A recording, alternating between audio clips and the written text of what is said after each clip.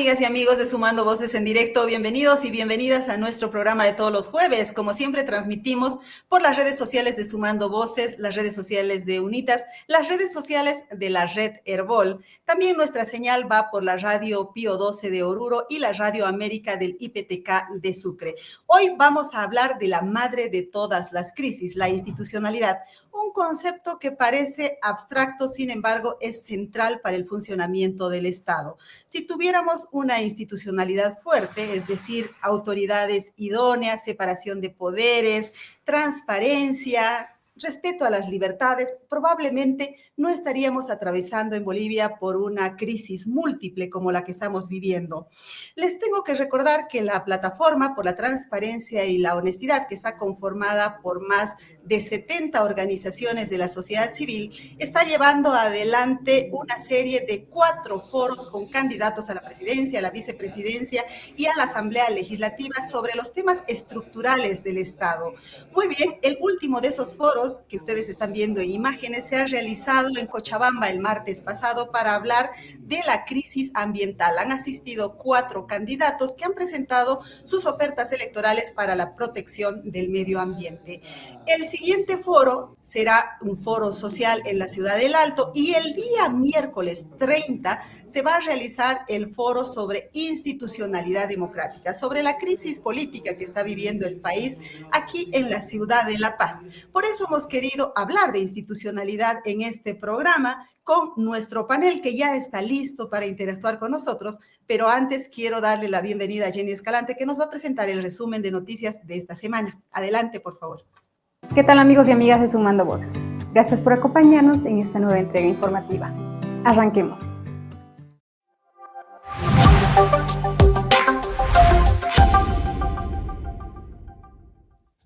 Crisis ambiental. En el Foro Ambiental realizado en Cochabamba y organizado por la Plataforma por la Transparencia y la Honestidad, 4 candidatos a la vicepresidencia se comprometieron a frenar la deforestación y los incendios, priorizando la protección ambiental sobre intereses extractivistas, mientras otros postulantes faltaron. Las propuestas abordaron desde el cumplimiento estricto de la ley hasta políticas de reforestación y diálogo con la sociedad civil, que exige reformas estructurales para proteger ecosistemas y comunidades indígenas frente a la crisis ambiental que afecta al país. Informe de UNITAS. Entre enero y abril de este año se registraron 174 vulneraciones a las libertades fundamentales en Bolivia, de acuerdo con el informe cuatrimestral del Observatorio de Defensores y Defensoras de Derechos de UNITAS, que revela que el 50% de estas transgresiones se dieron principalmente en el marco de las elecciones nacionales, en los límites de acceso a la información a periodistas y la corrupción en niveles locales, entre otros. Recomendaciones de la CIDH. Luego de su reciente visita de trabajo a Bolivia, la Redesca de la CIDH presentó su informe sobre los incendios forestales que afectaron al país en 2024. Una de las 22 recomendaciones insta al Estado boliviano a adoptar marcos normativos específicos que garanticen la protección integral de las personas defensoras del medio ambiente. Fondo de Pequeños Proyectos de UNITAS.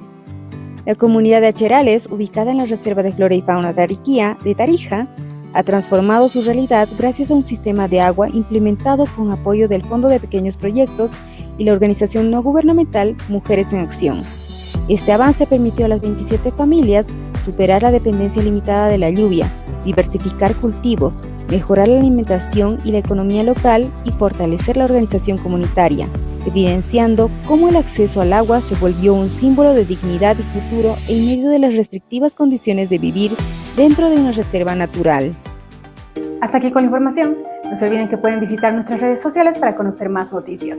En Facebook nos encuentran como Sumando Voces Bolivia, en X como Sumando Voces Bo, en TikTok como Sumando.voces y nuestro portal web www.sumandovoces.com.bo.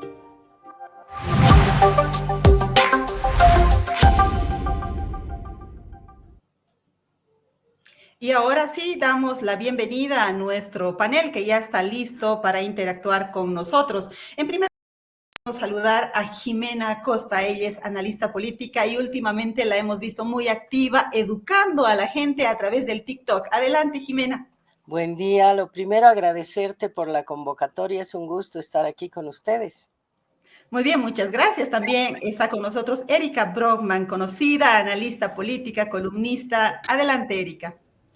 Muy buenos días, un saludo muy especial a Sumando Voces a través tuyo y por supuesto a Jimena y a quienes nos acompañan en esta jornada que es un estímulo para la sociedad civil. Gracias. Muy bien, y nuestra tercera panelista, qué casualidad, hoy todas son mujeres, es Mila Reynolds. Ella es directora de UNITAS y tengo que decirles que UNITAS es una de las impulsoras junto a la Fundación Jubileo de esta plataforma de la sociedad civil que está organizando estos foros. Adelante, Mila.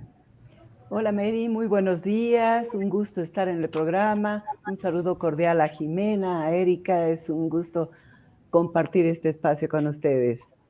Muy bien, quiero mostrarles unas láminas que hemos preparado y que resumen la propuesta de los principales candidatos en estas elecciones sobre el tema de institucionalidad para tener un piso del que vamos a empezar esta conversación. La institucionalidad en los planes de gobierno. Empezamos con Samuel Doria Medina. Él ha prometido escoger a las mejores personas por méritos, además de eliminar los gastos superfluos del Estado con un decreto titulado Se acabó la fiesta. Además ha dicho cárcel para los corruptos. El primero que le meta la mano a la lata se va a Chonchocoro. Reforma de la justicia, eliminación de la elección de magistrados por voto y supresión del Tribunal Constitucional. Recuperar la independencia del Banco Central de Bolivia y la digitalización del Estado. Veamos, la siguiente lámina corresponde a Jorge Tuto Quiroga, que ha prometido reducir el tamaño del Estado, aplicar el mérito y competencia para acceder a la función pública. Además, ha dicho que va a conformar una comisión de notables para que investiguen los casos de corrupción pasados, para hacer devolver el dinero que se han robado. Eso es lo que ha señalado. Despolitización del Ministerio Público y del órgano judicial y elección de magistrados por mérito. O sea, chao la elección por voto, según las propuestas. Fortalecer la institucionalidad de las entidades públicas, autonomía plena para gobernaciones y municipios, además de digitalizar el Estado. Tenemos la propuesta también de Andrónico Rodríguez, que plantea garantizar la independencia y transparencia del órgano judicial, reformar el mecanismo de selección de magistrados, crear la Defensoría Judicial Ciudadana. Ojo que para medio ambiente también propone un defensor de la madre tierra, regular los alcances de las decisiones del Tribunal Constitucional. Y finalmente tenemos la propuesta de Manfred Reyes Villa, que ofrece designación meritocrática de autoridades del Estado, como el Banco Central de Bolivia, la ASFI, la Contraloría y otras, eliminar las elecciones judiciales y crear un Tribunal Nacional de Selección y Postulación para elegir magistrados, o sea, no voto popular, dar seguridad jurídica a las inversiones, acabar con la burocracia, revolución digital para hacer todos los trámites en línea. Esas son las propuestas de los candidatos y quiero empezar con Mila Reynolds para que nos cuente cuáles son sus expectativas respecto al foro que se está organizando sobre institucionalidad democrática en La Paz. Adelante, por favor. Bueno, Mary, sí, mira, estamos con el foro a puertas, es el 30 de julio, es el próximo miércoles. Tenemos la expectativa de organizar este foro con candidatos a la presidencia. Debemos decir que en estos momentos políticos fuertes y intensos, previo a la etapa electoral, es bastante complejo. Sin embargo, como sociedad civil, yo te diría que no estamos perdiendo la esperanza. Hemos tenido, tú mencionabas al inicio del programa, estos dos espacios deliberativos que ya se han llevado a cabo en temas estructurales, ¿no? Mañana vamos a tener en el eje social y vamos a culminar toda esta etapa con el tema político-institucional, ¿no? Y por supuesto, esto nos lleva a nosotros a esta necesidad urgente, ¿no? De hablar sobre todo en esta etapa electoral, porque la institucionalidad democrática es un tema que se lo ha venido dejando a lo largo del tiempo, digamos, ahí sabiendo que hay grandes problemas, este tema de separación de poderes, la situación de corrupción, y UNITAS ha venido haciendo seguimiento a lo largo de los años justamente sobre la institucionalidad democrática, ¿no? Y vamos a ver que este tema, si bien es importante y acabas tú de mostrar en la agenda de los partidos políticos cómo esto en los planes de gobierno está incorporado, habrá que discutirlo con mayor detenimiento, ¿no? Este proceso. Esta institucionalidad democrática que para nosotros, por los datos que hemos ido sacando a lo largo de los años, ha mostrado grandes déficits, se ha tenido que el mayor nivel de vulneración de derechos y lo que nosotros vamos registrando, casi un 60% corresponde a vulneraciones de derechos cometidos por los propios funcionarios, pero también hechos que han llamado muchísimo la atención, hasta vinculados a temas de corrupción, ¿no? Entonces, nuestra expectativa, yo te diría, Mary, para este espacio, es hablar con mayor profundidad sobre estos temas. Los espacios de deliberación, que así le hemos denominado, es un espacio sobre todo más de diálogo para profundizar, ¿no? Porque muchos de los debates que hemos podido ver van picoteando varios temas. Sin embargo, para nosotros la importancia de este espacio es poder profundizar con los candidatos en cada uno de los temas que van proponiendo y, por supuesto, parece, por lo que vas mencionando, que hay un consenso que este tema de la elección por voto directo de los magistrados es un proceso prácticamente fallido en el país, ¿no? Y por lo tanto es retomado por varias de las propuestas que se tienen. La expectativa, entonces, en pocas palabras, es profundizar, ahondar en este tema, porque sabemos que este es un compromiso finalmente de cara a la población de lo que viene a ser la institucionalidad que viene ya venida menos, ¿no? En estos últimos años con mayor fuerza, este tema de la independencia de poderes también ha estado en tema de agenda desde la sociedad civil como una preocupación muy importante. Yo dejaría aquí como para arrancar este espacio de discusión.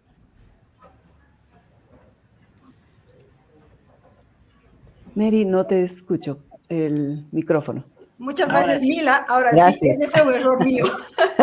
Ahora sí, ahora quiero ir con Jimena Costa para preguntarle cuál es su opinión respecto a las propuestas de los candidatos para restaurar la institucionalidad. ¿Cree que sí le están tomando en serio al tema o es que están muy enfocados, por ejemplo, en la crisis económica, que es donde hemos visto focalizadas las propuestas principales de los candidatos? Adelante, Jimena. Gracias, querida Mary. Déjame primero manifestar mi gusto de ver este foro, además de mis queridas amigas Erika, Mila, y ver a ti que te respeto mucho como periodista. Me encanta un foro de mujeres.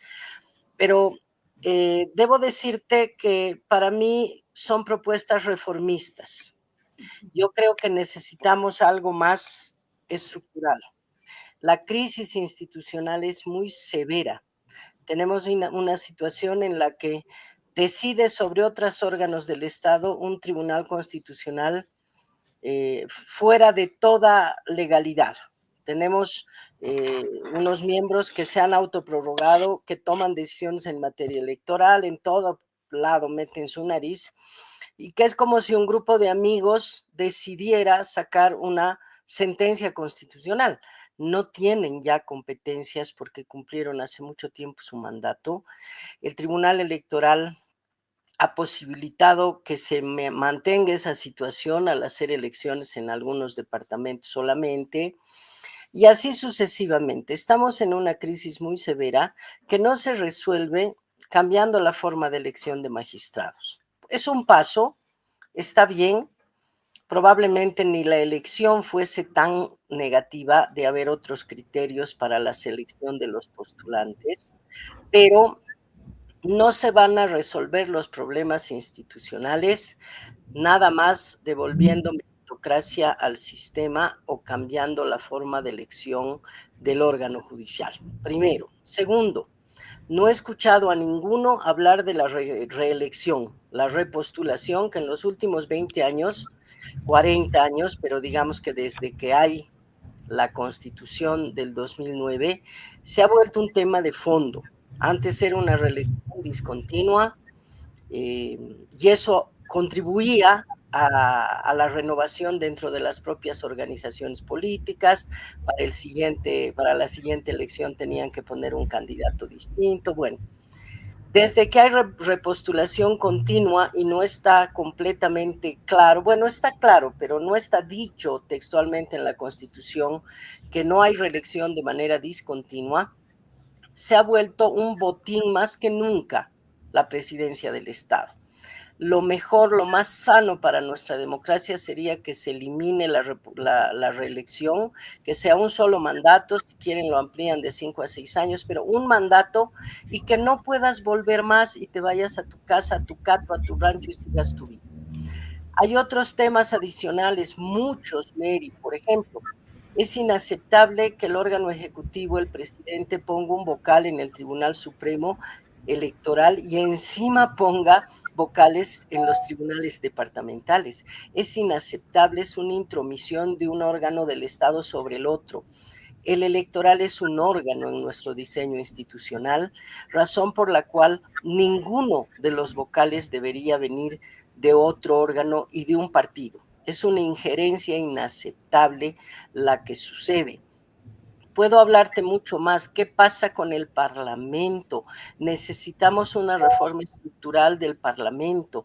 Nos esforzamos por elegir 130 diputados con sus suplentes, 36 senadores con sus suplentes, para que luego vayan a sentarse a esperar la hora de la comida, y la mayor cantidad de leyes que se aprueban son transferencia de terrenos y bienes inmuebles. 6 de cada 10 leyes son esas. Deberían tomarse esas decisiones en una instancia distinta del Parlamento, muchas de ellas a nivel departamental. Tenemos una asistencia regular de no más de 90 diputados regularmente, por ejemplo. ¿Para qué queremos 130? Es decir, el diseño institucional favorece a los partidos para que tengan más cargos a los que acceder. ¿En qué favorece a los ciudadanos?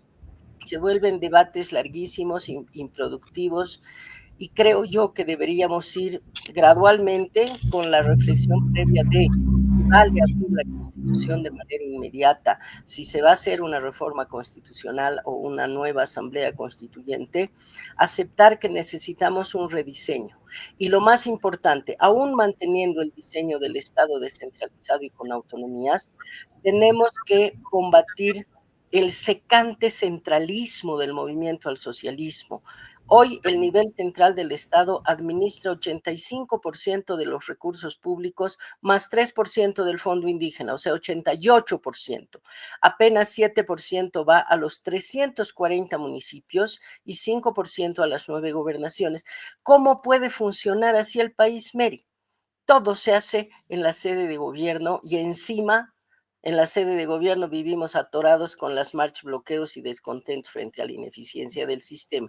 Debemos ir a un proceso real de descentralización. Te estoy hablando, hay que ajustar el régimen político, la forma de gobierno y el tipo de Estado. Es decir, te estoy hablando de que necesitamos reformas estructurales. Para mí, los 4 candidatos con sus agendas están planteando cosmética, maquillaje, para que se vea un poco más bonito. Ninguno está planteando un cambio realmente estructural dentro del Estado para que funcione mejor y para que sea más democrático.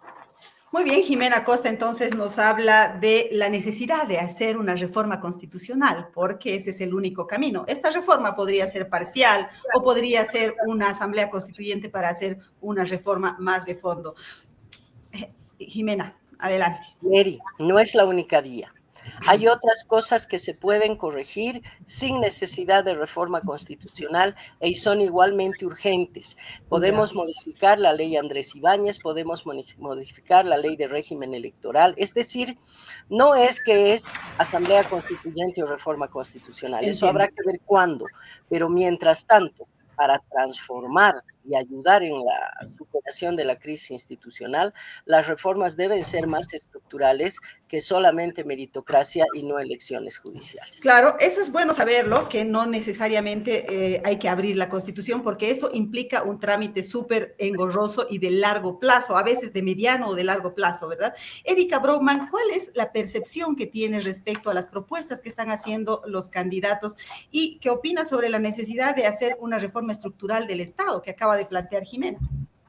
A ver, muy provocadoras las intervenciones de las compañeras y decirte que en primer lugar yo creo que sí, yo he revisado los programas y el tema de la reelección viene a ser un elemento estructural, un instituto que está deformando absolutamente la calidad del ejercicio de la política y el tema de esta cultura política que va a la reproducción del poder a cualquier costo. Y la figura del presidente candidato ha deformado también las prácticas del propio gobierno y el ejecutivo para hacer uso y abuso de los recursos públicos durante procesos de campaña, y más aún cuando el partido de gobierno no tiene ninguna fiscalización por parte del órgano electoral, porque evidentemente ha habido una tradición de injerencia y de condicionamientos muy fuertes. Pero yo quiero ir más a fondo. Yo sí sé que hay un candidato presidencial que ha hablado de la no reelección y quizás una reforma constitucional, como dice Jimena. A mí me parecería, el caso mexicano es el más fuerte, el sexenio y tener un voto absolutamente efectivo a través de 6 años y después de aquí se va todo. ¿Por qué sobrevivió el PRI como partido hegemónico? Fue precisamente por la capacidad de renovación que tuvo como partido dominante en esa llamada dictadura perfecta del PRI durante 70 años. Entonces, el concepto de reelección es un tema clave porque irradia hacia otro tipo de situaciones. Hace poco he estado analizando los resultados de la LAPOP, los valores y las percepciones de las instituciones en la gente, y es evidente que todas y cada una de las instituciones en los ojos de la gente están por debajo de la media. O sea, una caída abrupta, un colapso, un descenso así tan abrupto de credibilidad en todas y cada una de las instituciones que es altamente preocupante. Entonces, la reforma, yo sé que se habla de meritocracia, se habla de temas de campaña, etcétera. Se habla de temas de la independencia de poderes judiciales, se habla de la recuperación de la institucionalidad. Yo soy muy crítica al prefijo re, porque en la percepción de la gente no hay nada que recuperar del pasado. Se ha satanizado tanto el pasado que no se ha visto las experiencias embrionarias positivas que se tuvo en el proceso electoral de la democracia pactada. Y yo quiero subrayar aquello. La Defensoría del Pueblo se hizo sobre las bases de un concurso de méritos muy, muy transparente y participativo. El tema de la primera constitución del Tribunal Constitucional fue altamente meritocrático y abierto a la población. Todo el mundo se olvida de aquello. Y yo me acuerdo, porque yo era parlamentaria, que en ese momento habían parlamentarios que decían: estas personas ya ni me responden el teléfono y nosotros le hemos nombrado. De eso se trata, de que no estén ya subordinados a quienes le hicieron el favor de elegirlos. Yo he experimentado, cuando se hizo el Tribunal Constitucional, también el Tribunal de Justicia en esa época, que también estuvo Eduardo Rodríguez Bercé y gente meritocrática. Había tendencias en la gente, es la cultura política. Había una tendencia institucionalista dentro de los partidos políticos y una tendencia, digamos, tradicional y conservadora, patrimonialista en otros. Entonces, triunfó de alguna manera la tendencia institucionalista en ese momento y se generaron cambios interesantes, inclusive en la aduana, en el Banco Central. Son experiencias positivas, hay que sacar del agua sucia, hay que sacar lo que era positivo y las experiencias internacionales válidas en estos momentos. Yo creo que estamos transitando hacia un nuevo ciclo político y ojalá sea leve y no sea tan duro, ojalá sea un parto fecundo, y para ello también importa tomar medidas transicionales. El tema de la reforma de la justicia es un tema de fondo, no se trata simplemente de decir se elimina el Tribunal Constitucional, ¿ya? Que he visto en una de las propuestas de la de Alianza, así como Samuel Doria Medina propone la no reelección, cosa que es interesante y tiene que estar en el paquete de reformas, también está proponiendo la eliminación del Tribunal Constitucional. Hay que acotar las funciones de un Tribunal Constitucional. Lo que pasa es que se sobregiraron y se ha hecho del Tribunal Constitucional un dispositivo de gobernabilidad del propio gobierno y del Ejecutivo, porque acude a él porque no puede acudir al Parlamento, porque no ha sabido concertar, porque la polarización hace de que el minuto que tú hablas con la oposición te vuelves te vuelves automáticamente un derechista, traidor, patria.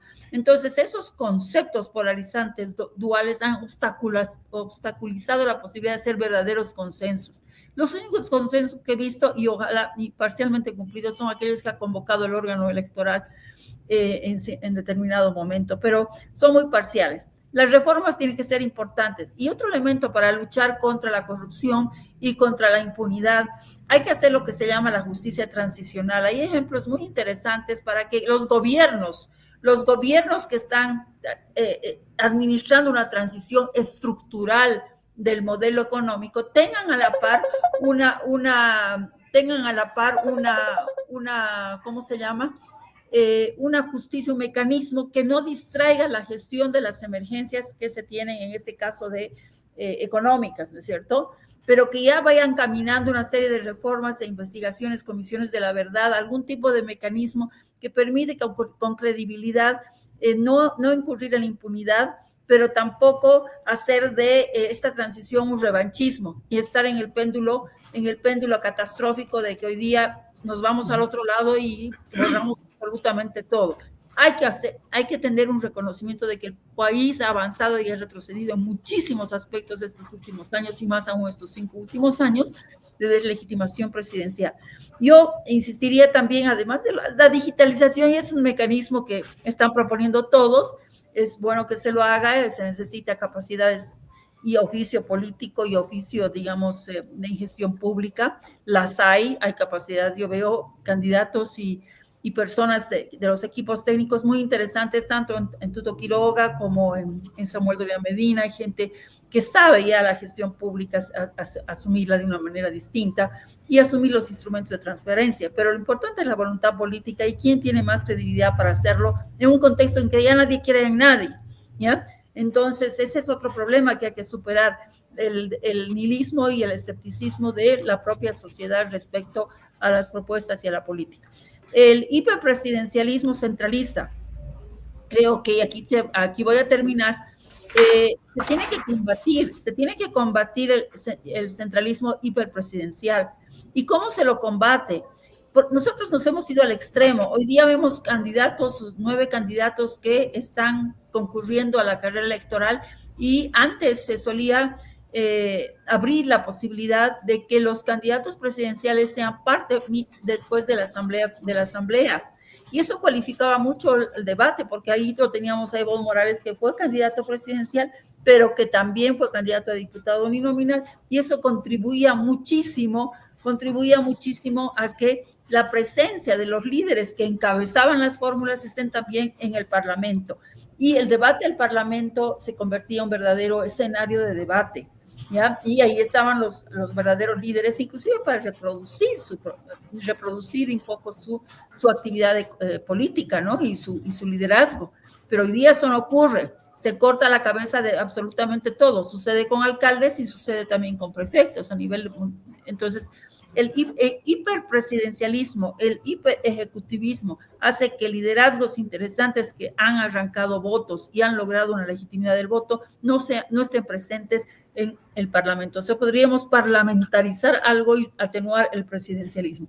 Hay muchas reformas que se están debatiendo más allá del foco de los medios de comunicación, en medio de los equipos, de los equipos que saben que de alguna manera van a llegar al gobierno y tienen que administrar una cuestión tan compleja, ¿no? Entonces, se está trabajando esos temas.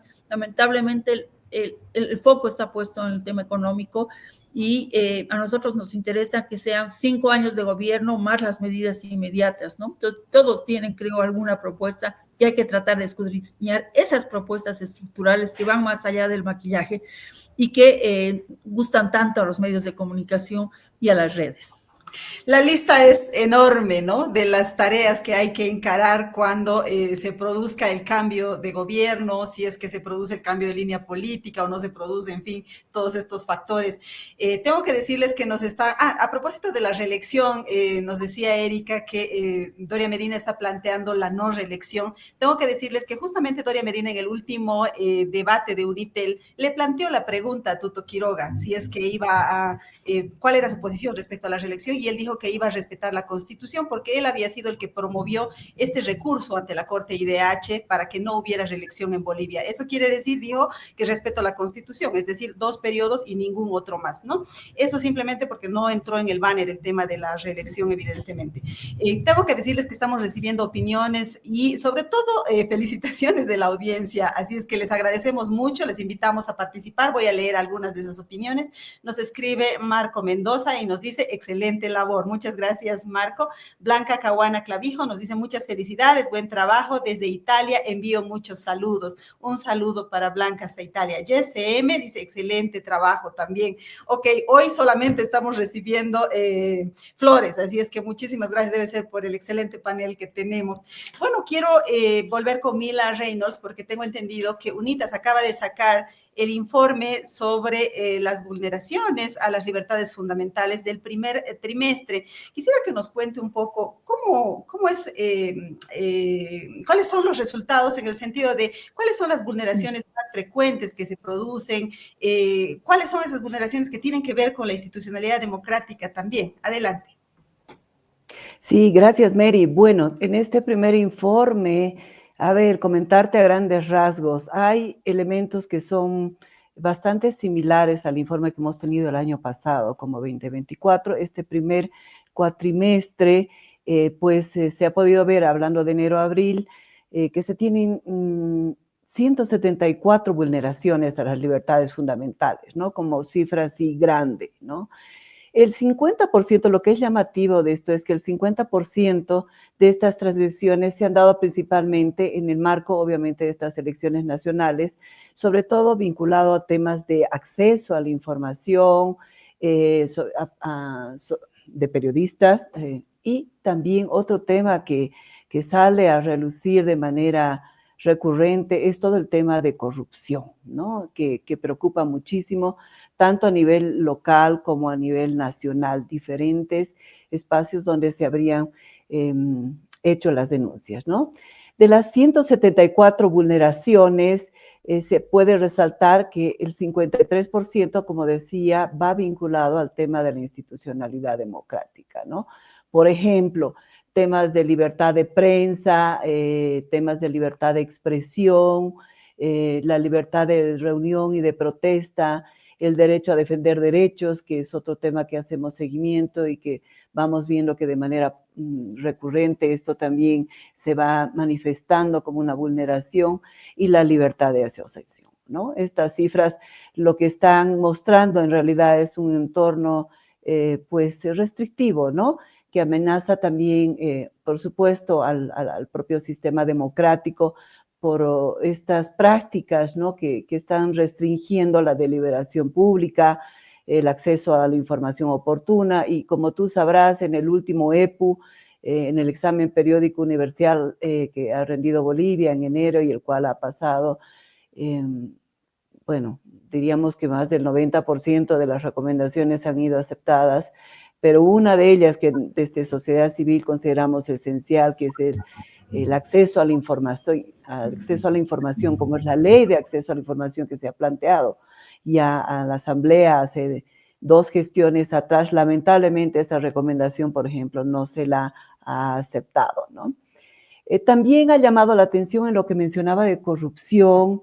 Son 30 casos, ¿no? De corrupción que se han ido dividiendo, ¿no? Y vamos a ver que la corrupción está a todo nivel, ¿no? El nivel subnacional en este primer cuatrimestre es el que mayor ha tenido, 12 casos de los 30 en total. Con relación al órgano judicial se ha identificado 6 casos. A nivel nacional y policía tenemos 10 casos, universidades públicas 2, ¿no? O sea que este es otro tema que seguimos dándole esta mirada muy cercana y haciendo el seguimiento, ¿no? De qué está pasando. Y bueno, lo que también te podría comentar, Mary, es que La Paz sigue concentrando las vulneraciones, ¿no? Prácticamente la mitad, ¿no? De esta cantidad de casos presentados han sido en la ciudad de La Paz, donde se ve, por supuesto, un escenario, ¿no? de conflictos, de restricciones como sede de gobierno. Entonces, en torno a la institucionalidad democrática, y tratando de hacer una comparación muy puntual, te diría que el año pasado teníamos el 57% de vulneraciones a la institucionalidad democrática, y ahora este primer cuatrimestre, pues, como que no estamos cambiando, estamos más o menos en la misma línea. Esto quiere decir que la tendencia se mantiene, las vulneraciones siguen siendo constantes y la institucionalidad democrática ocupa el primer lugar en este observatorio de defensores y defensoras de UNITAS. Quiero volver con Jimena Costa para preguntarle un poco, en el contexto de la campaña electoral estamos viendo que probablemente vamos a tener una asamblea legislativa fragmentada o de muchas fuerzas políticas. ¿Eso beneficia o perjudica a la posibilidad de hacer estas reformas estructurales que nos planteaba en el primer bloque, Jimena? El micrófono ahora sí. Micrófono apagado. Ahora sí. Ahora sí. Mary, te decía, Dios te oiga. Ojalá hayan muchas bancadas, porque mientras más plural el Parlamento, mejor representada la sociedad.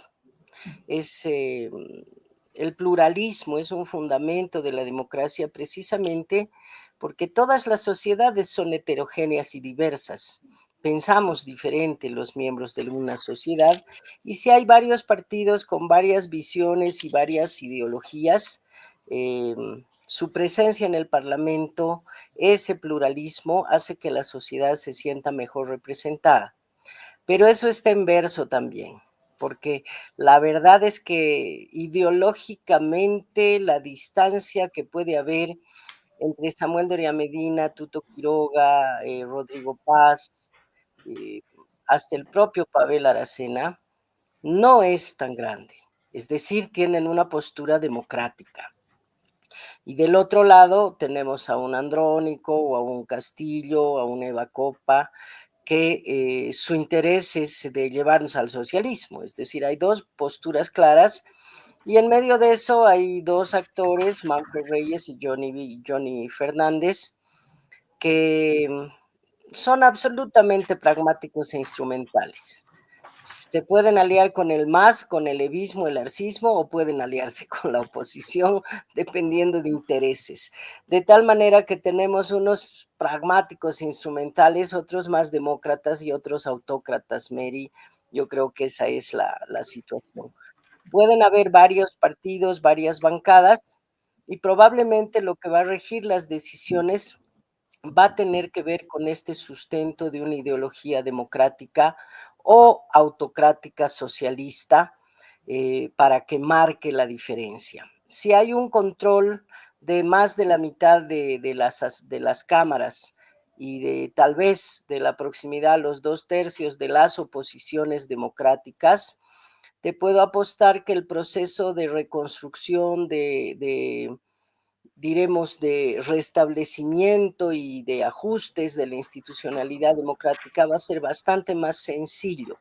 Si tienes una bancada de los distintos actores del MAS en todas sus versiones, que llegan a controlar más de 1/3, van a obstaculizar cualquier reforma a nombre del pueblo, del proceso de cambio, de los indígenas o de algo, porque lo que ha funcionado para el MAS en estos años ha sido desmontar la institucionalidad democrática, empezando por la meritocracia, ¿no? Mientras llegan a los cargos los afines y son muy fieles y leales, no importa si no saben dónde tienen la nariz, menos vamos a preocuparnos de que sepan manejar políticas públicas, ¿no? Entonces, el retorno de la meritocracia que plantean casi todos los candidatos implica que la gente no sea contratada porque hizo campaña, porque tiene carnet de militancia o porque es muy yuncu, Mary. Y eso no le va a gustar a mucha gente que hoy trabaja en el Estado. No le va a gustar a alguna gente que se aproxima a los partidos buscando la pega y no buscando servir al país. Y va a ser un proceso difícil, pero por eso te digo, depende de la composición de la asamblea. Yo espero que los ciudadanos, antes de votar, no solo piensen en a quién quieren ver como cabeza del Ejecutivo, sino también que piensen en la conformación de la asamblea. Por ejemplo, ahora tenemos una cantidad de indecisos impresionantes que igualito, aunque el resultado fuera la mayoría blanco y nulo, igualito eso no invalida la elección. Vamos a tener unos resultados, unos diputados, unos senadores que deberíamos googlear para ver quiénes son, si son gente proba, si son gente íntegra, si amerita ser un representante del pueblo boliviano. Si tenemos una asamblea con gente medianamente formada, en cierto medido meritocrática, y no solo porque gane votos y le aplaudan en la calle Meri, probablemente este proceso de reformas y de restitución institucional pueda ser menos truculento y empedrado. Pero de todas maneras, suponer que va a ser algo muy sencillo, no. Además, nunca es sencillo. Tiene que haber debate, tienen que haber distintas posiciones para mejorar la institucionalidad.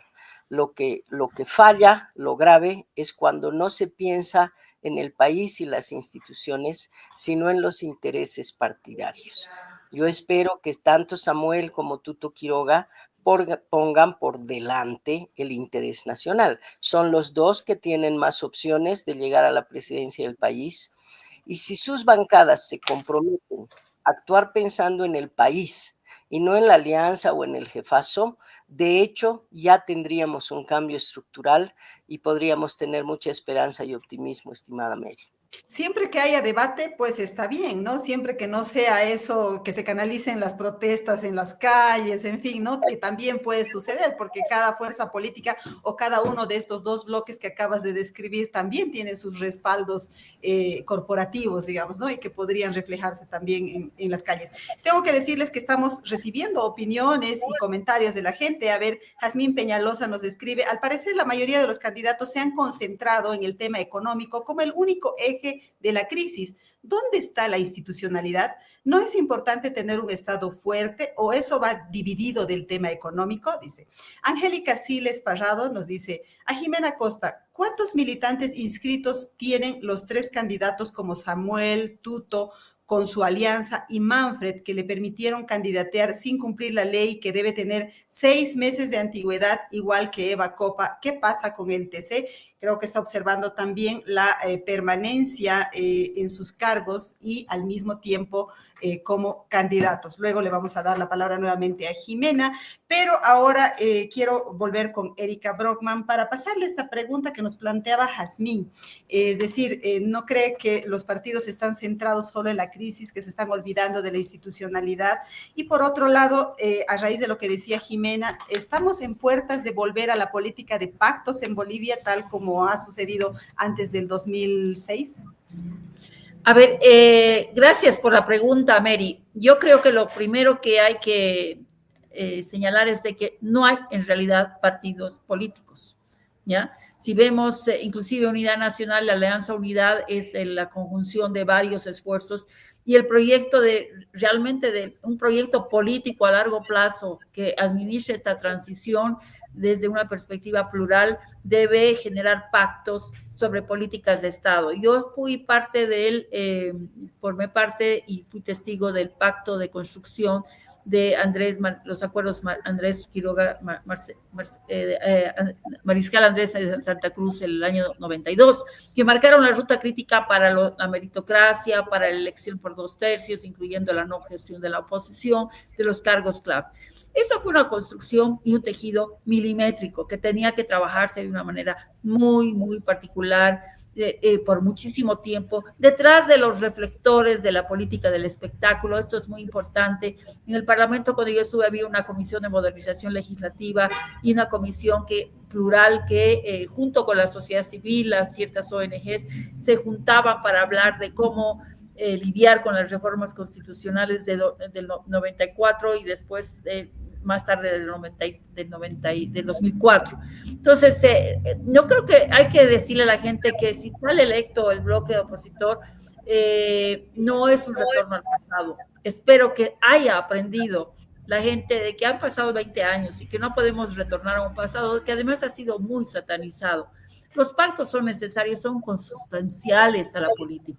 ¿Acaso no fue un pacto, el pacto de unidad, el pacto de corporaciones importantísimas, como las trillizas y las mellizas, el SIDOP, CONAMAC, CESUTCB, etcétera, un pacto de intereses particulares, de un enfoque ruralista de la vida y pachamamista en muchos casos? Era un pacto de diversos que estaban, además, terminaron en una práctica del cuoteo de cargos y de espacios públicos.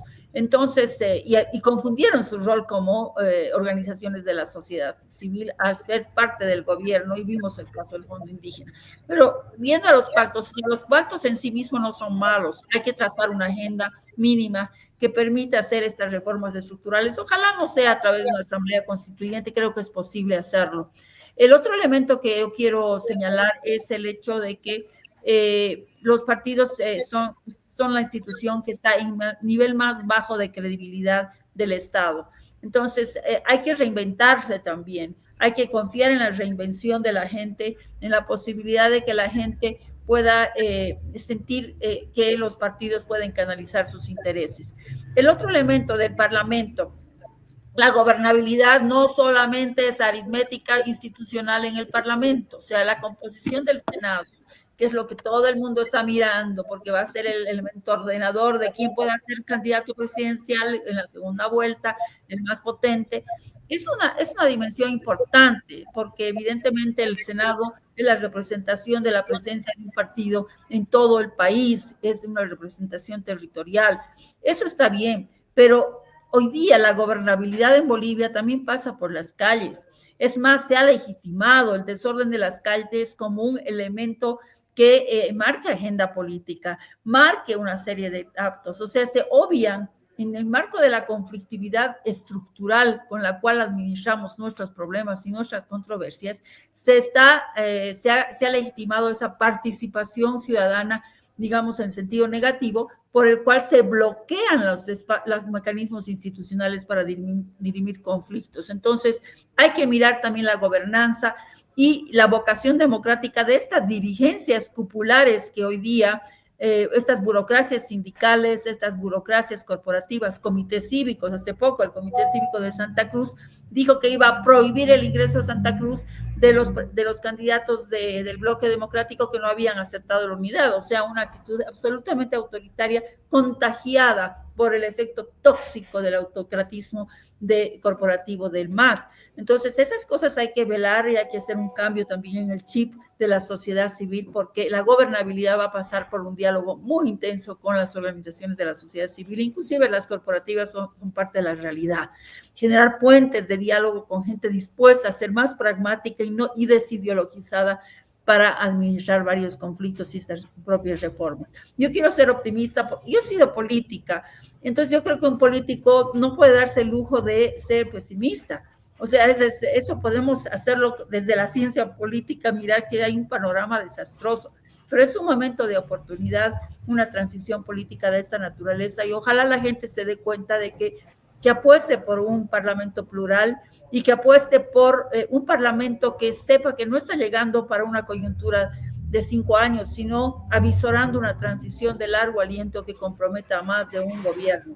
Esto es fundamental, y que ojalá haya atisbos de conductas democráticas en el bloque que se llama popular, que quiere monopolizar la representación popular y la representación indígena, que me ha parecido un elemento muy, muy complicado, porque se han profundizado los quiebres en términos raciales, etcétera. Entonces, hay que demostrar de que no se va a volver al pasado, que es una nueva época de pactos, pero ya no para volver al retorno al neoliberalismo, ni al pachamamismo, ni el etnonacionalismo autocrático del MAS. Es un nuevo momento, una nueva Bolivia, y esperemos que los candidatos, más allá de su experiencia y haber sido tradicionales, hoy día estén con capacidad de reinventarse a sí mismos y a las organizaciones, y que sus equipos traduzcan esa posibilidad y esa confianza. Bueno, lo que nos dice Erika también nos plantea un desafío como sociedad, ¿no? Recuperar nuestra cultura política, ¿no? Porque también eso, democrática, nuestra cultura democrática. Bueno, Angélica Siles Parrado dice, Jimena, ¿cómo cree que será la nueva Asamblea Legislativa con candidatos que pagaron para ser candidatos? Bueno, hay muchos rumores en eso, yo no tengo ninguna prueba al respecto, igual sobre las siglas, ¿no? Que ha habido siglas que se han vendido, en fin. Silvia Obando dice, felicidades a Unitas por la brillante participación. Fanny Elizabeth Vargas dice, felicidades Unitas, muy buena participación. Y a propósito de Unitas, en la última ronda quiero volver con Mila Reynolds para preguntarle, desde el punto de vista de la sociedad civil, ¿cómo cree que debería ser esta recuperación de la institucionalidad democrática en Bolivia? Bueno, Mary, mira, yo creo que han tocado puntos bien importantes, ¿no? Sobre todo este tema de diálogo, de consenso, de gobernabilidad, que creo que es fundamental en esta etapa, ¿no? Creo que ya ha habido un buen tiempo que Bolivia ha tenido ausencia de diálogo y de debate efectivo, ¿no? Entonces, recuperar para mí, desde mi perspectiva, recuperar la institucionalidad democrática, pues es un proceso complejo, ¿no?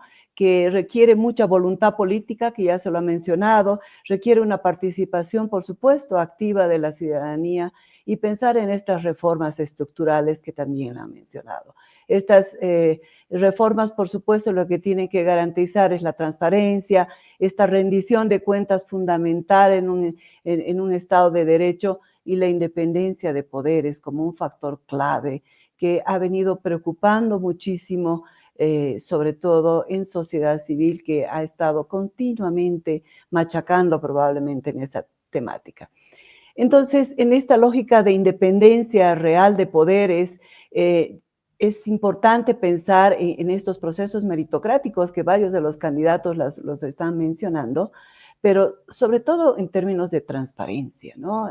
Hacer que estos procesos realmente sean transparentes hacia la sociedad. Yo recuerdo en un momento, por ejemplo, en todo lo que ha sido en la etapa de la conciliación en Bolivia, se promovió muchísimo, yo cuando estaba en otro espacio de trabajo, de apoyo desde la cooperación para trabajar en temas de justicia y conciliación, ese fue un tema esencial para legitimar cualquier momento de selección, digamos, de las personas, ¿no? Entonces, ahí yo creo que es un foco fundamental que hay que pensar en torno a lo que es la transparencia para elegir a las autoridades. Pero también estas reformas legales, por supuesto que se van a ir dando ahí como mencionaban hace un momento, sí, Jimena mencionaba este tema, ¿no? Hay varias reformas legales que podemos llevar a cabo, no es necesario cambiar la Constitución para avanzar en reformas que vayan,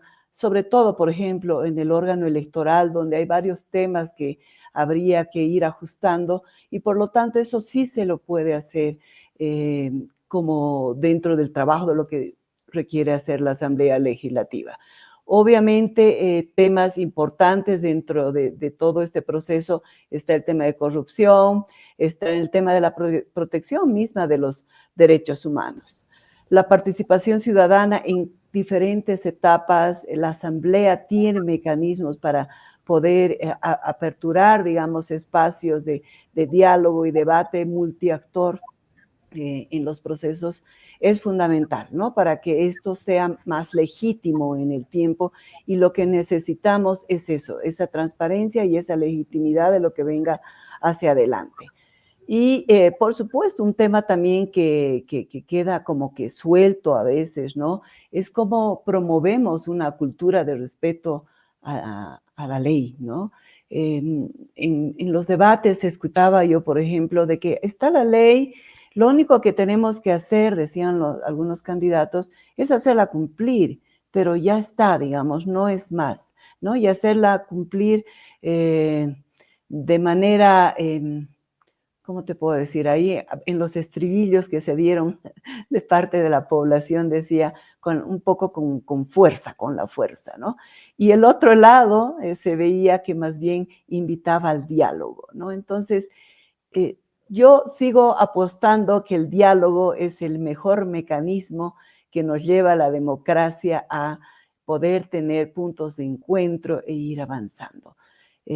Otra vía, la vía de la imposición, hemos visto que no ha funcionado en el país y por supuesto ahora tenemos este gran desafío de avanzar en una situación de país que tenemos una multicrisis y que invita definitivamente a poder sentarse entre diferentes actores y ver cómo abordamos el tema de manera más integral, sabiendo que lo económico, lo social, lo político institucional, que estamos hablando ahora sobre la institucionalidad democrática, pues no están uno del otro, digamos, desconectados. El tema social también es un factor fundamental. Por tanto, yo creo que esta recuperación de la institucionalidad corre por todos esos elementos. Y una responsabilidad compartida, ¿no? No solamente de los políticos, sino también de la sociedad civil. Quiero volver con Jimena Costa ya en esta última intervención, porque hay una pregunta para ella respecto a la legalidad, legitimidad e incluso transparencia de las candidaturas que están postulando ahora. Me gustaría un comentario sobre eso. Adelante, Jimena. Está el micrófono apagado. Ahora sí. Ok, ahora sí. Con todo gusto. Lo primero, había una pregunta sobre los militantes de los candidatos, de los que están en competencia. La última vez que se ha hecho un recuento y se ha mostrado públicamente el padrón de militantes de cada partido fueron las primarias de 2018-2019. Y hablábamos de alrededor de 1,5 millones de electores que tenían algún tipo de militancia, es decir, de 7,5 millones de electores, solo 1,5 millones tenían una militancia definida. 6 millones votan en cada elección de acuerdo a las propuestas, de acuerdo a sus afinidades, a sus emociones, etcétera, etcétera. Entonces es menor el número de militantes.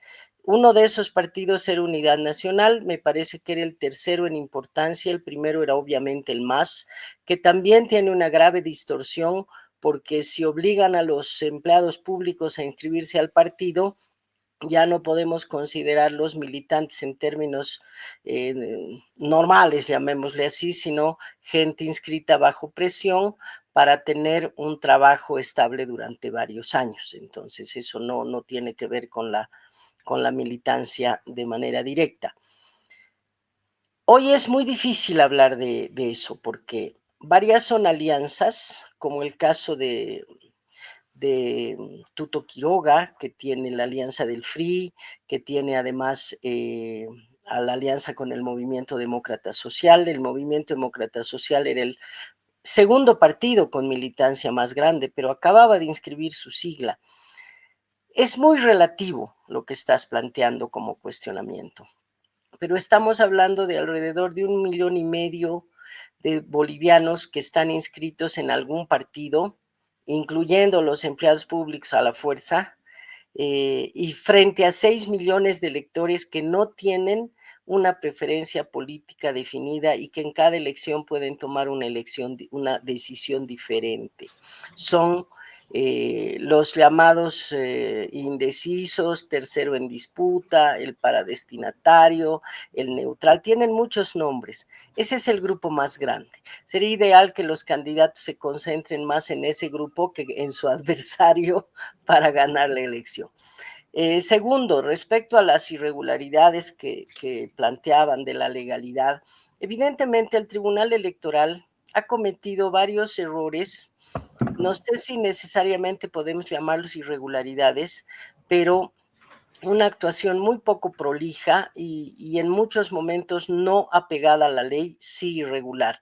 Por ejemplo, Pambol y FPV perdieron la personería jurídica en la elección de 2020 porque no llegaron a tener suficientes votos, más del 3% para mantener su sigla. No lo lograron. Tenían 1,5%, por tanto, debían haber perdido la personería jurídica. Ya para decirte mucho, a los 3-4 meses, el 2021, pero han esperado al 2025, los han inscrito con intenciones de participar y luego recién les quitan la personería jurídica. Es inaceptable.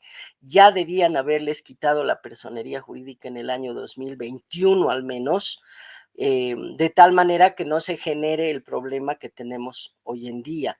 Y hay otras irregularidades, como que había un plazo hasta el 31 de diciembre de 2021 para que los partidos adecúen sus estatutos a la ley de organizaciones políticas.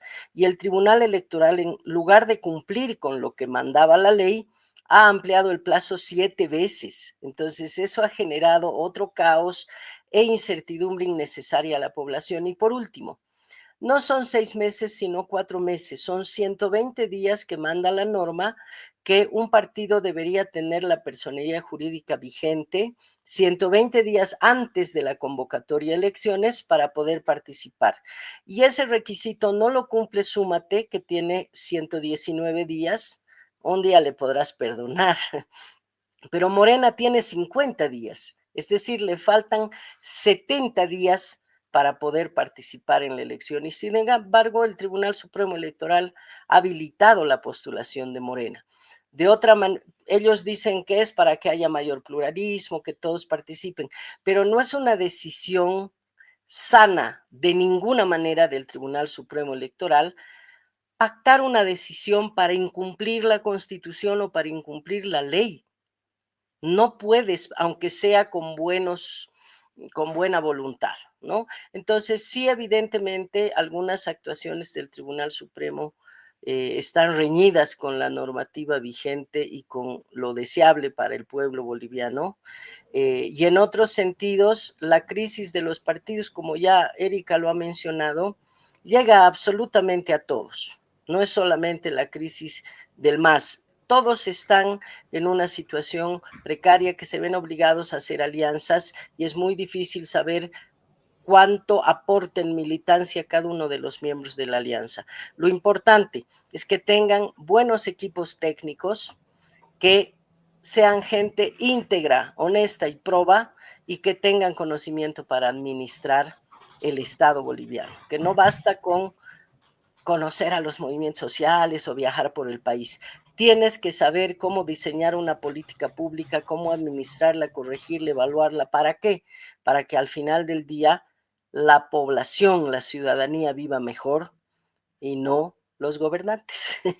Ahí me quedo, querida amiga. De eso se trata, ¿no? Ya ni hablemos de los partidos que han inscrito falsos militantes. Yo tengo varios amigos que aparecen en las listas de los partidos para habilitar la sigla, pero ellos jamás se han inscrito, ¿no? Sí, entonces también hay un problema muy delicado ahí, y eso también es institucionalidad de lo que estamos hablando en este programa, ¿no? Quiero leerles más comentarios, luego voy con Erika y ya después nos despedimos. Carlos Rodrigo Zapata dice, ¿es posible el diálogo en el marco de múltiples obstáculos que lo impiden? Bolivia está presa de múltiples obstáculos que impiden el diálogo. Entre ellos cabe mencionar, 1, la falta de un diagnóstico común y compartido de nuestra problemática que nos impide coincidir en innumerables temáticas. 2, la proliferación de profundos obstáculos estructurales que derivan en lógicas antagónicas. 3, la heterogeneidad étnico-cultural. 4, la dificultad de ejercer la libertad de opinión en un ambiente signado por la manipulación de la información o falta de la información pertinente. ¿Cómo debemos encarar esta realidad apabullante? Esa pregunta se la voy a pasar a Erika, por favor. Jazmín Peñalosa dice, pregunta para Mila Reynolds. Hay una lluvia de foros, pero hemos visto que los candidatos ya no acuden a varios de ellos, solo a los que convoca el sector privado. ¿Qué hacer con la sociedad civil? Luego, Anastasio Choque. Muchas felicidades a Sumando Voces. Esperamos que pueda haber cambio en nuestro país. Saludos a Anastasio y a todos quienes nos han escrito hoy día. Ahora sí con Erika. Adelante, por favor. Esa preocupación de por qué no hay diálogo en el país. Adelante. El micro. Ahora sí. Para un programa entero, querida Mel. O sea, la falta de cultura de diálogo, nos hemos olvidado a dialogar.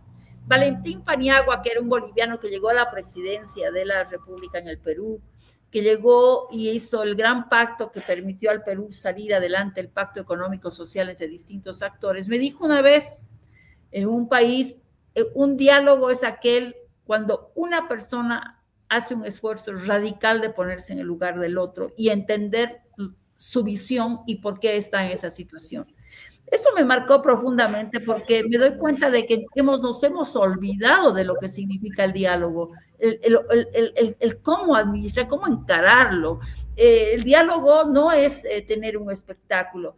Yo siento que los foros que hay hoy en día están muy acotados y no permiten generar diálogo yo creo que en el cafecito, en los intermedios, ahí sí se generan diálogos interesantes y un encuentro humano y personal entre los candidatos. De ahí puede florecer algún tipo de situaciones comunes o visiones comunes. Creo que Bolivia en términos de diagnóstico es uno de los países que somos capísimos en diagnóstico, pero no somos buenos. Somos capísimos en el fetichismo legal, hacemos leyes maravillosas, pero no las cumplimos. Faltan los mecanismos institucionalizados para operativizar esas políticas públicas, para materializarlas. Y eso significa gestión pública. No importa cuán partido de masa sea, si lo eres o no, si está anclado en el clientelismo, lo importante es tener capacidad de acceder a cuadros políticos o cuadros ciudadanos que puedan administrar esos problemas. Yo siempre hablo de la trilogía del conflicto boliviano, que lamentablemente el MAS no ha resuelto en términos de pacto social. Me refiero al tema territorial. La Constitución habla de autonomías, las autonomías nunca llegaron y ya queremos hablar de federalismo. Primero veamos qué pasó y hagamos un diagnóstico real del estado de las autonomías y de las ETAs en Bolivia. El otro es el clivaje étnico-cultural, que es un clivaje que se lo ha instrumentalizado políticamente y ha profundizado las heridas históricas y resueltas en lugar de resolverlas y ponerles un bálsamo. El discurso y la narrativa del MAS es tratar de monopolizar ese discurso, sacarles rentabilidad. Hay que hacer un pacto intercultural, pero ¿cómo se come eso? ¿Cómo se dialoga? ¿Cómo se visibiliza que se está construyendo un pacto intercultural y una convivencia intercultural? Las ciudades son un espacio magnífico para mostrar cómo de alguna manera se está viendo un intercambio cada vez más fluido entre las personas, pero nosotros hemos puesto un muro entre el mundo rural y el mundo ciudadano, o el mundo popular y el otro mundo elitista, yo no sé, es una estrategia populista. Y obviamente el otro gran problema es el sociocultural y el económico. No hay un pacto productivo, social. Hoy día la informalidad está en 80 y tantos %, y hay que resolver esos problemas, hay que dialogar con la informalidad y los poderes fácticos en torno a ellos. ¿Qué podemos decir respecto a la normalización, de las cooperativas mineras del oro? Creo que ahorita es más fácil nacionalizar o estatizar una minería privada que ya está en salida, como es San Cristóbal, que decidir estatizar y nacionalizar los intereses del oro, que son claves en este momento. ¿Pero por qué? Porque es un poder fáctico las cooperativas. Hay que hablar con esos sectores que no solo contaminan, sino que están al margen de la institucionalidad. Bolivia está en una situación. Entonces, el pacto productivo tiene que abarcar y mirar esa realidad de la informalidad que se ha normalizado, además se ha legitimado en un país donde el Estado ha sido un Estado tranca. Y el tema medioambiental de refilón, que es una agenda ya transnacional, que en el momento de crisis actual y en el momento de guerras como que empieza a perder terreno. Ese es otro elemento que hay que ver. Entonces, yo creo que estas tres fracturas históricas, que son la territorial, la socioeconómica, productiva y la étnico-cultural, tiene que administrarse de distinta manera y dialogar entre ellas para hacer que la gestión política sea mejor. En términos, yo quiero terminar señalando lo siguiente, que la gestión pública hace al corazón de este triángulo, ¿no? O sea, tenemos que tener mecanismos de resolución de conflictos. El defensor del pueblo hoy día no contribuye a la resolución de conflictos. El MAS ha generado un modus operandi por el cual se enfrenta sociedad civil versus sociedad civil. La policía no interviene, entonces de pronto vienen los grupos de choque de un lado, viene la sociedad civil. Chaparín es un caso como el caso de Cochabamba también se dio en enero, y eso marca heridas muy profundas en el tejido social, y la reconstrucción de ese tejido social va a ser una tarea de todos, desde las iglesias, desde las organizaciones no gubernamentales, desde los sindicatos, desde las dirigencias sociales y las dirigencias políticas. Y el mensaje del liderazgo presidencial, que es importante, los líderes que están hoy día encabezando este proceso este proceso, tienen que tener una voz que contribuya al diálogo democrático, al diálogo, y se generen escenarios de diálogo, pero no con cámaras y con micrófonos abiertos, escondidos para después chantajear a la gente. Hay que ser roto hasta la confianza. Cuando se habla entre un grupo, resulta que hay gente que graba y dice, yo ya tengo, se rompe la confianza de la construcción de consensos políticos y no se llega a ser genuinos el momento de dialogar. Yo creo que eso es lo que hay que hacer. No hay partidos políticos. El primer eslabón del clientelismo es el registro de militantes. Te pago para que aparezcas o simplemente se hace algo al azar. No son partidos, digamos, aparentes. Y eso hay que construir. Hay que construir. Las agrupaciones ciudadanas es un gran dispositivo que desincentiva la construcción de partidos de verdad, que tengan una visión nacional, de construcción nacional. Entonces, las agrupaciones ciudadanas tienen caudillos pequeñitos en pequeños territorios feudales, entonces también ese es otro tema. Y que otro gran tema es el Estado con huecos, Chapare. Se puede ingresar al Chapare. Ayer mismo creo que ingresó un candidato y no sacó muchas fotos con la gente, porque si no la gente sería sancionada e inclusive, digamos, penalizada, porque la cultura punitiva en Bolivia es muy fuerte, penalizada por solo hecho de estar con un candidato distinto al que pueda decir el jefazo. Entonces, hay cosas muy preocupantes y tampoco hay que, creo, los políticos son el reflejo de la sociedad y se han normalizado muchas prácticas que están fuera de la ley. Los chutos en el altiplano, el contrabando, son prácticas y formas de sobrevivencia y de acumulación que están absolutamente al margen de la legalidad, pero que han sido normalizadas y aceptadas por la sociedad. ¿Ya? El caso de Yayagua, que nos está diciendo, son desafíos muy fuertes que tenemos, y el diálogo es fundamental para reconocer que existen esos problemas. Una de las palabras que más se ha repetido en este programa, y me encanta decirlo, es diálogo. Ojalá así sea, que venga una Asamblea Legislativa plural y que sea capaz de dialogar, y no solamente dentro, sino fuera también de la Asamblea Legislativa. Muchas gracias a las tres. Empiezo por Jimena Costa, agradeciéndole por haber estado con nosotros. Ay, el micrófono. Es que como yo no lo apago, no me doy cuenta, querida Mary. Ay, no, alguien nos está apagando, creo. Ha sido un gusto escucharlas, siempre es para mí absolutamente enriquecedor. Un gusto verlas y muchas gracias por el espacio, Mary. Un saludo a toda la gente que te sigue, porque es el ciudadano comprometido el que entra a este tipo de actividades. Gracias a todos por comprometerse. Muchas gracias. Gracias, Erika Brockman, también por haber estado con nosotros. Mira, muchas gracias a vos, gracias a las amigas que han contribuido a esto. Quisiera un mensaje para Mila. Mila, hoy día existe una iniciativa de control del voto. Yo tengo la experiencia de que desde la sociedad civil es muy importante contribuir. Hay espacios en las áreas rurales donde la gente no quiere participar en el control de voto, la ciudad justamente donde puede haber el cacicazgo electoral. Entonces, sería bueno que a través de la red de UNITAS se pueda contribuir a generar un voluntariado para controlar el voto. Quizás no militante, nadie quiere ponerse la banda de delegado partidario porque no entienden en realidad lo que significa ser un delegado partidario, pero por lo menos la participación responsable y una ciudadanía activa, creo que está en manos también de quienes están liderando esta red tan importante de organizaciones no gubernamentales de la sociedad civil. Mira, muchísimas gracias también por la participación. Gracias, Mary. Yo quisiera también finalizar, bueno, en alusión a lo que menciona Erika, ¿no? Decir, sí, efectivamente, creo que hay un gran movimiento ciudadano con este tema del control del voto, porque es un tema de preservar el derecho, ¿no? A ese voto transparente, la transparencia que sigue siendo.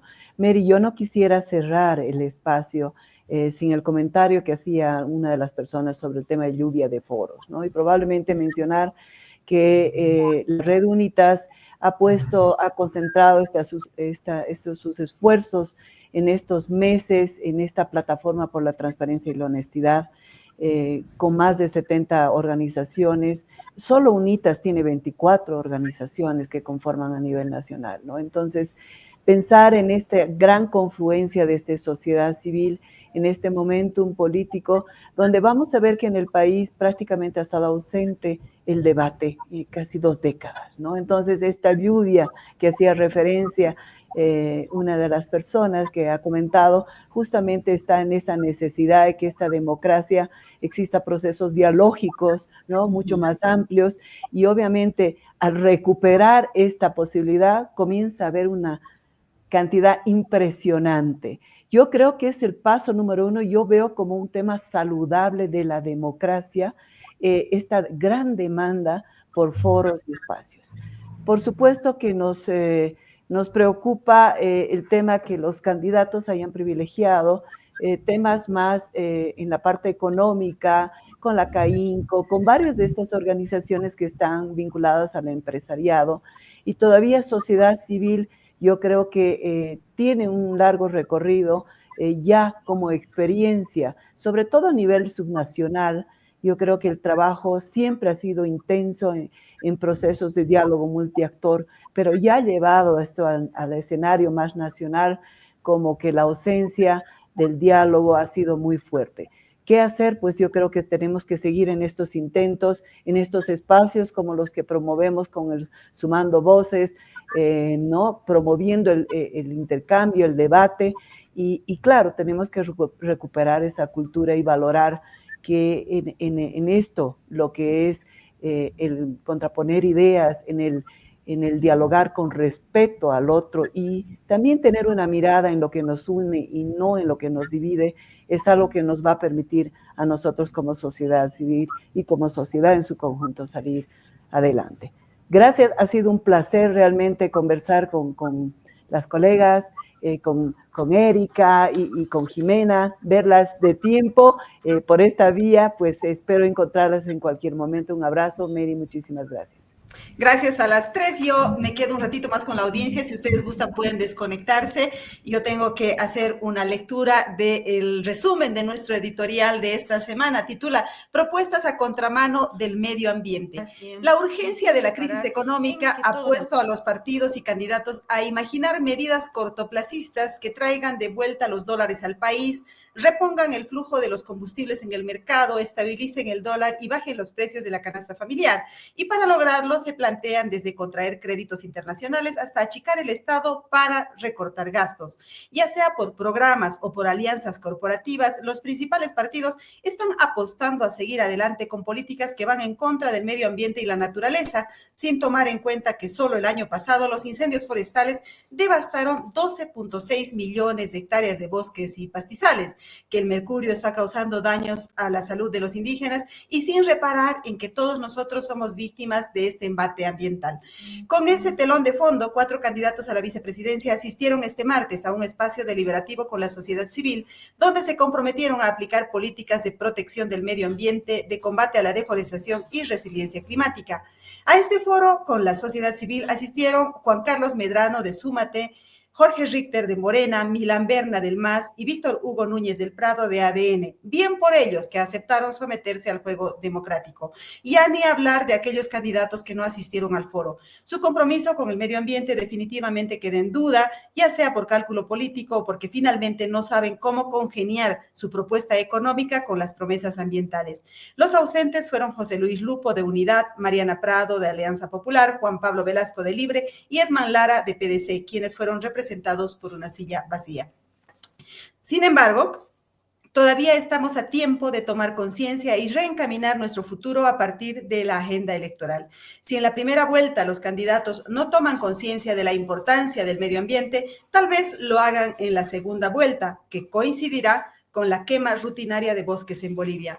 Es lamentable decirlo, pero los políticos se acuerdan del medio ambiente solo cuando los bosques arden. Amigas, amigos de Sumando Voces en Directo, les agradezco por habernos seguido. El próximo jueves vamos a estar con un programa de resumen de las propuestas planteadas en todos estos foros propiciados por la sociedad civil, porque nos parece importante dejar constancia de lo que los partidos y los candidatos le prometieron a la gente para que vote por ellos. Nos vemos el próximo jueves. en otro programa, pero antes nos vemos el miércoles en el foro de la crisis política e institucional. Va a ser en La Paz con candidatos a la presidencia. Ya saben, está organizado por la Plataforma por la Transparencia y la Honestidad, que está impulsada por la Red Unitas y por la Fundación Jubileo. Gracias por habernos seguido. Nos vemos el próximo jueves. Chao, chao.